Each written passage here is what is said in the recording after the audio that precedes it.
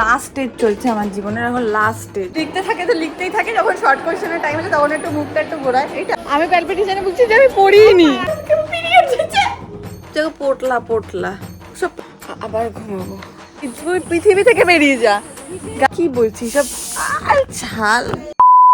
প্রায় 1 বছর পর আমি 6টার সময় ঘুম থেকে উঠেছি। কাজ করলাম না মনে হলো, মানে মজা আসছে না। মনে হচ্ছে কেউ মারা গেছে।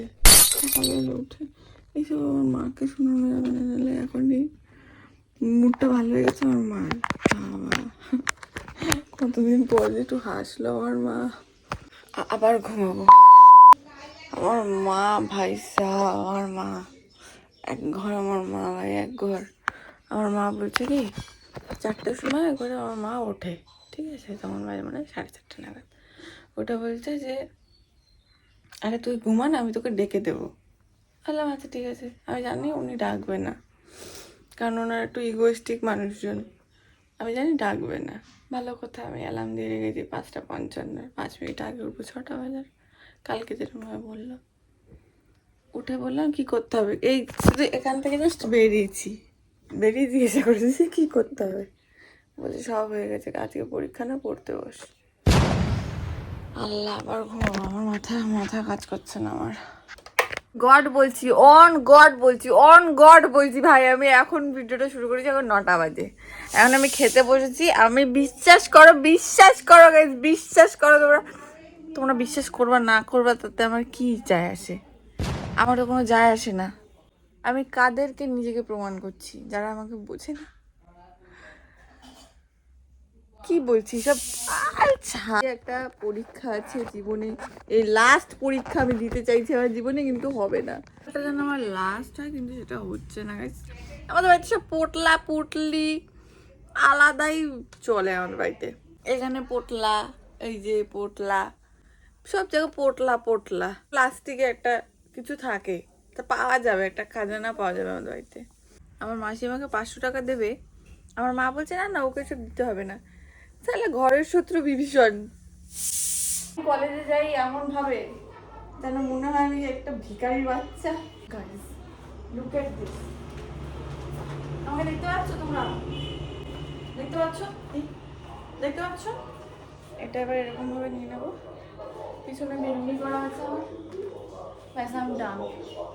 আমি এর থেকে বেশি আমার আর হচ্ছে না গাইস। আমার মধ্যে পোট ফেটে একাকার হয়ে যাচ্ছে। এইগুলো কিচ্ছু না গাইস, এগুলো কিচ্ছু না। দাঁড়াও, এই যে সব নাটক হচ্ছে, এইটা হচ্ছে মেন। গাইস এটা পিকনিক করছে গাইস। সব গরু ছাগল দেখো গাইস, সব গরু কিচ্ছু হবে না লাইফে, কিচ্ছু হবে না। তো প্যালপিটেশনে ভুগছে যে ও ওনার ফার্স্ট বেঞ্চে বসবে, এই কারণে। আমি প্যালপিটেশনে ভুগছি যে আমি পড়িনি। আমিও পড়িনি। আমাকে যেখানে বসে দিন। বেকার পেন কিনে নিয়ে আসলাম কতগুলো।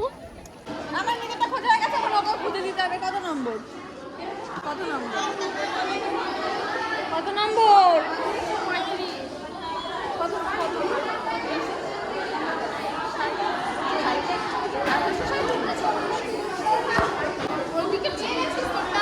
ও আমার সাথে থাকার পরে ওর খুব ফায়দা হয় না আমার, কারণ ওর সামনে বসে, আমি পিছনে মাঝখানে যেখানে খুশি দেয়।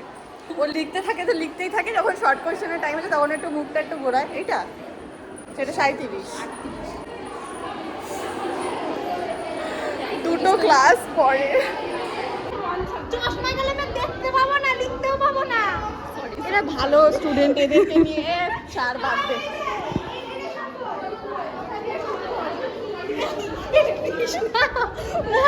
একে ধরো গাইস, একে ধরো। ফার্স্ট বেঞ্চ একদম ভালো করে পরীক্ষা দিবি। জীবনটা খুব ফাটিং হয়ে গেল।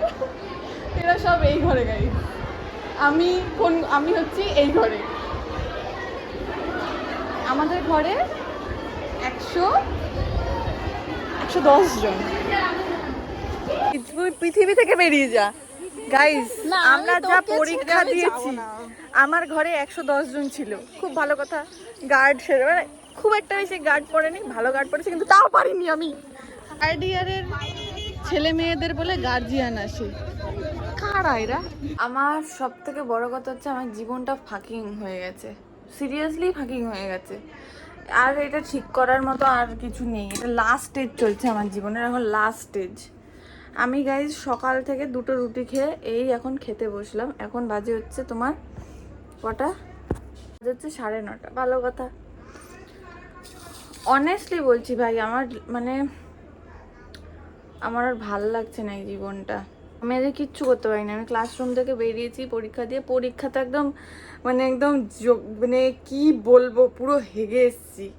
জানি না পরীক্ষার কি পেপার ছিল কি না ছিল, আর সব থেকে বড় কথা ভাই, কাজ করবো না মানে পড়াশোনা করবো ভাই, কাজ করবো না পড়াশোনা করবো, তুই তো বুঝে পাচ্ছি না। আমি এখন ডিপ্রেশনে আছি, এখন এই মুডে আমি এখন ডিপ্রেশনে আছি। আজকে আমার সাথে একটা সারপ্রাইজ করেছি আমার মা আমাকে, আমি না এত কথা বলতে চাই না ভাই, আমি কথা বললে আমি রেগে যাবো, আর রেগে গেলে আমি এখন কান্না করে দেবো।